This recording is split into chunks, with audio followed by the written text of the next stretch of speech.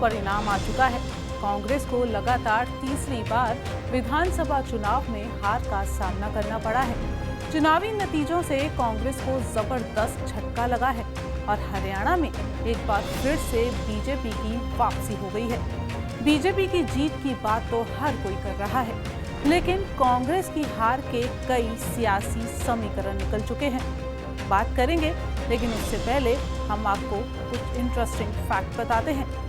बात यहाँ हम हरियाणा कांग्रेस की कर रहे हैं तो भूपेंद्र सिंह हुड्डा, कुमारी सैलजा और रणदीप सिंह सुरजेवाला के बीच जो तनातनी हुई है इस चुनावी दौर के बीच, इस पर भी हम चर्चा जरूर करेंगे। लेकिन पहले बात चुनावी रिजल्ट की कर लेते हैं।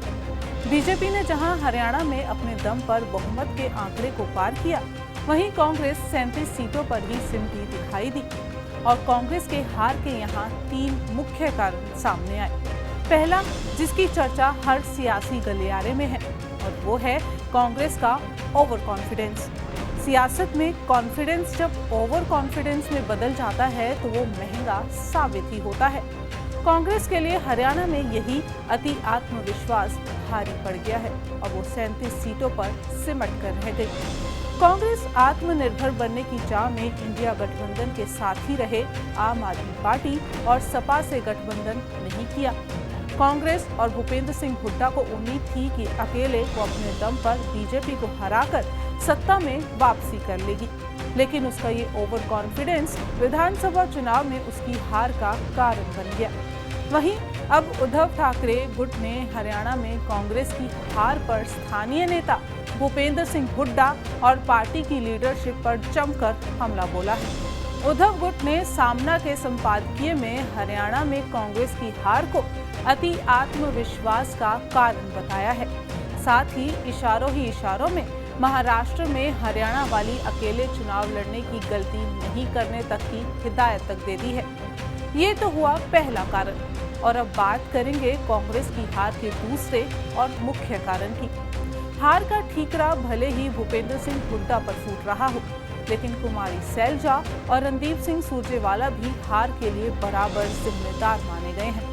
कैसे, आपको बताते हैं। माना जा रहा है हुड्डा, सैलजा और सुरजेवाला के बीच अदावत की वजह से कांग्रेस कमजोर पड़ी थी। हुड्डा की गिनती हरियाणा में बड़े जाट राजनेताओं में होती है, तो दूसरी ओर सैलजा बड़ी दलित नेताओं में आती हैं। तीसरे नंबर पर सुरजेवाला रहे, जो गाहे बगाहे सीएम पद को लेकर दावा ठोकते हुए नजर आए। राज्य की 90 विधानसभा सीटों के लिए हुए टिकट बंटवारे में भी इन्हीं तीनों नेताओं की चली थी, जिसमें हुड्डा सबसे आगे थे। हरियाणा में विधानसभा चुनाव के लिए प्रचार चल ही रहा था कि मुख्यमंत्री फेस को लेकर खींचतान शुरू हो गई। ये हार का तीसरा मुख्य कारण माना जा रहा है। हुड्डा सीएम फेस पर फैसला हाईकमान पर छोड़ते रहे।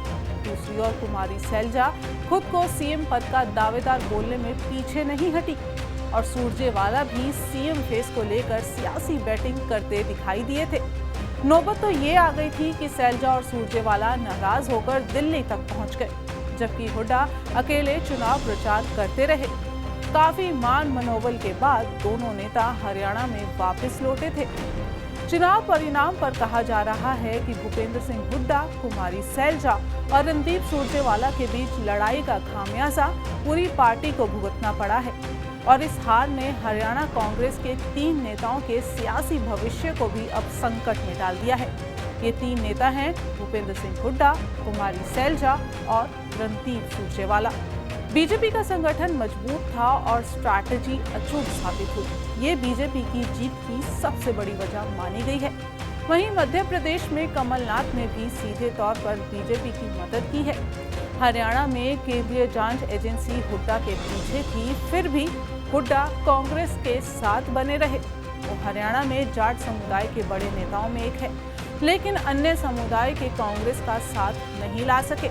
यहाँ जाट और अन्य समुदायों के बीच मुकाबला था और बीजेपी जीत गई, क्योंकि बीजेपी और कांग्रेस बनाम लड़ाई में यहाँ पर कांग्रेस की गुटबाजी ही उस पर हावी पड़ी है।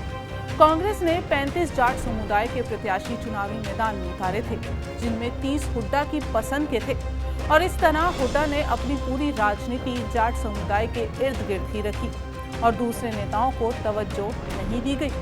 ऐसे में हुड्डा समर्थकों ने कुमारी शैलजा पर टिप्पणी करके कांग्रेस के दलित जाट समीकरण को भी पूरी तरह से बिगाड़ दिया और ये एक और कारण है जो कांग्रेस की हार का कारण बना है।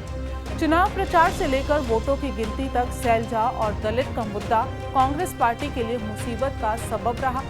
कांग्रेस पार्टी ने मतदान से 48 घंटे पहले अशोक तंवर की कांग्रेस में एंट्री के जरिए इस मुद्दे को काउंटर करना चाहा था, लेकिन तब तक काफी देर हो चुकी थी और कांग्रेस अब हार चुकी है और बीजेपी जीत की हैट्रिक लगा चुकी है।